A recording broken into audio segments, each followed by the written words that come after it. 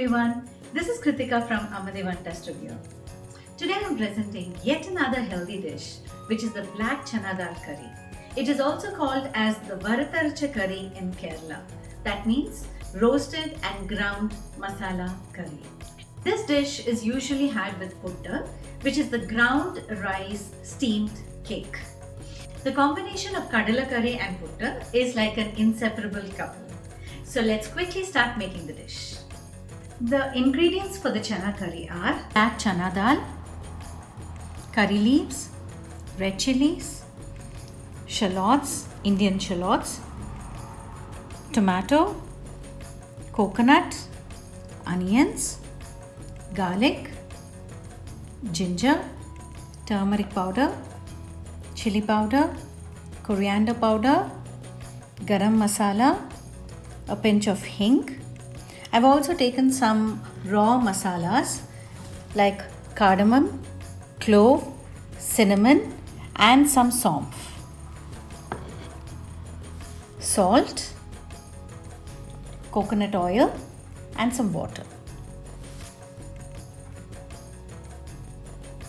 The first step is to start boiling the chana dal.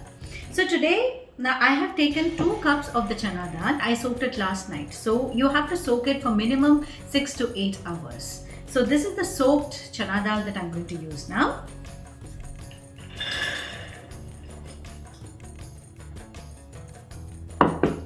To this I'm pouring enough water to cover the dal, a little more than that.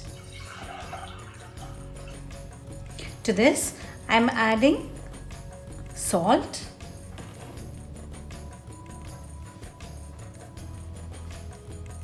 some hing,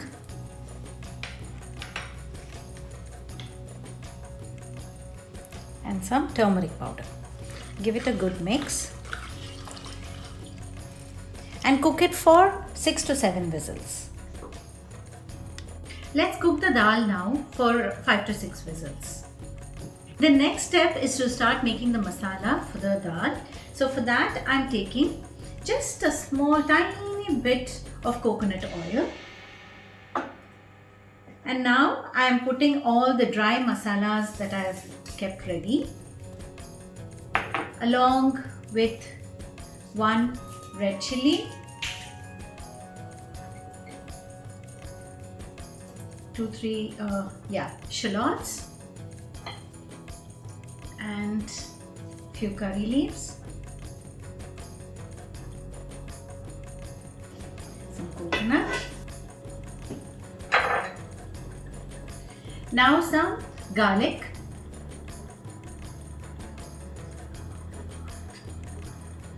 and half of the ginger that I've taken because I will be adding half of the ginger later. Now we will have to dry roast all this masalas well. Roast all of these ingredients on low flame.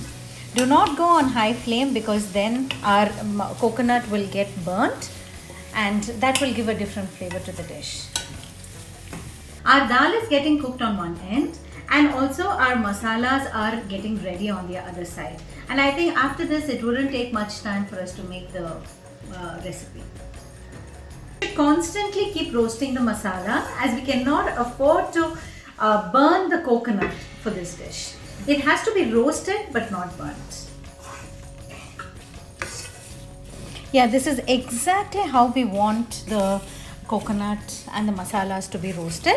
So let us now switch off the stove and let it cool so we can grind it into a nice fine paste. I have transferred all the roasted masalas to the mixer and now quickly let me grind it for you. While my masala is getting cold, I would want to cut my onions quickly and keep it ready.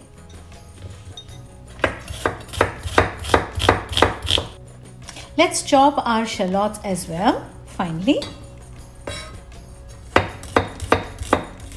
Our shallots are ready. Now let's start quickly chopping our tomatoes.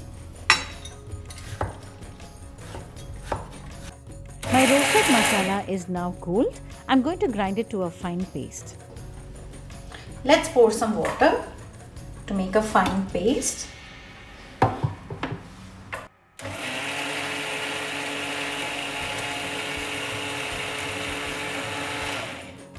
Now let's see how our masala is ground.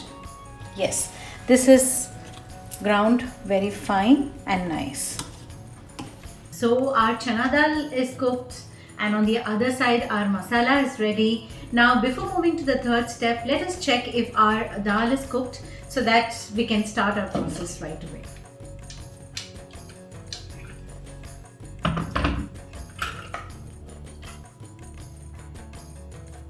Yeah, it's beautifully cooked. Let's start making the curry. For that, I'm adding some coconut oil. And now you can add about 1 tablespoon coconut oil. I'm adding some onions.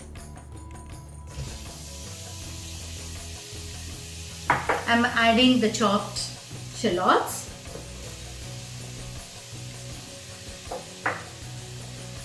I'm adding 2 red chilies.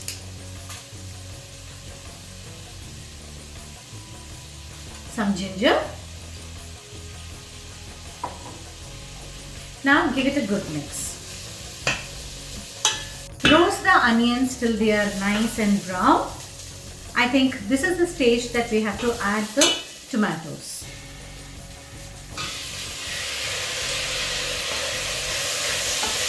Give it a mix.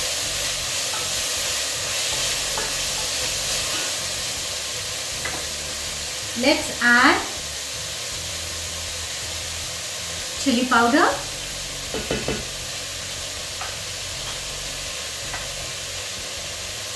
coriander powder,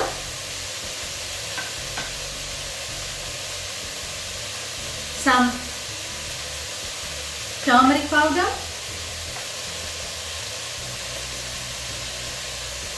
some curry leaves, and give it a good mix.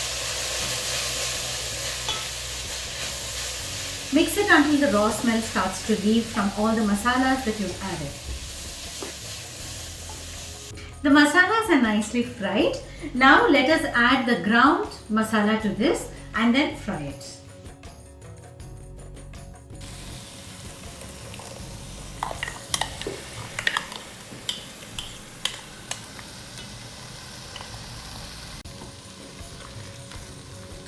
Give it a good mix.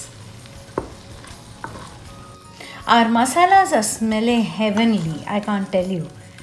It's come out really well. Let's fry this for another 1 minute so the raw smell of the masala starts to leave.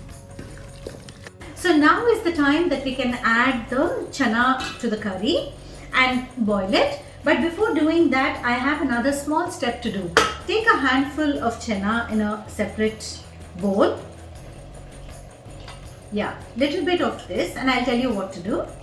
Now you can add the curry and the chana to the masala. You can mix it. Let us take this chana that I kept separately and mash it well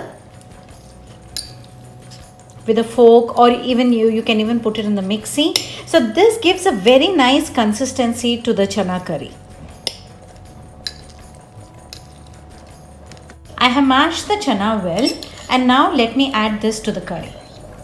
Adding the mashed chana into the curry, and this will give a very nice consistency to the curry. And I really wish you try this out, and you have to let me know in the comments box about this one trick that I am showing you today. I added the mashed chana. Give it a nice mix, and this is the point you can check for water and salt. So if you feel that the consistency is a little bit thick, you can add some water. And even if you feel that it is a little bit runny, then allow it to cook for 10-15 minutes, and then your gravy should be at the right consistency. So now I am actually going to taste the curry just to check if the salt is okay.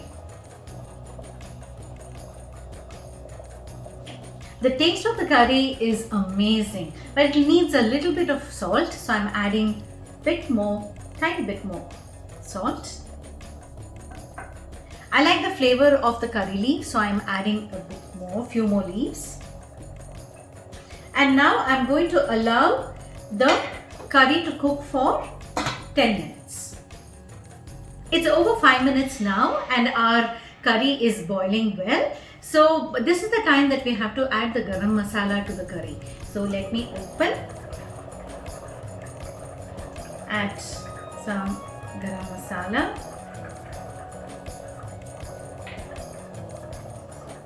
Give it a good mix. Allow it to cook for another 5 minutes and our curry will be ready.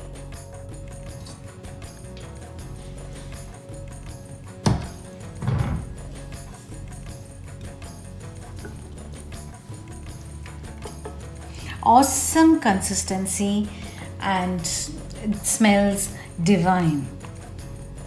Our curry is ready to be served now. Let me serve it for you.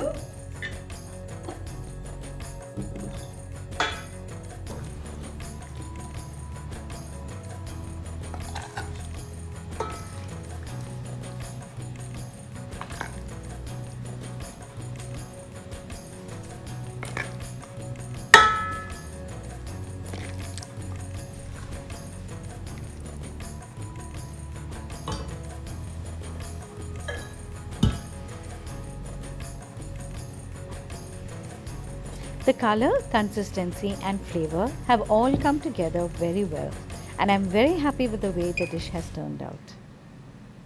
I really wish all of you try this recipe at home and do leave your comments in the comments box below. To all my Malayali friends, I'd like to speak 2 sentences in Malayalam. ഈ dish എല്ലാവരും വീട്ടിൽ try ചെയ്യണം, പിന്നെ comments ബോക്സിൽ എനിക്ക് അഭിപ്രായം പറയണം. Thank you. Tips time. Tip number 1. You can use white chana instead of black chana, but this dish tastes better with black chana. Tip number 2. You can use desiccated or frozen coconut in case you don't have the fresh coconut at home. I have tried it with desiccated coconut. All you need to do is while grinding, you need to use some warm water for grinding, and that will bring out the juice from the dry coconut. So these are the 2 tips that you can try for this recipe to get the perfect recipe.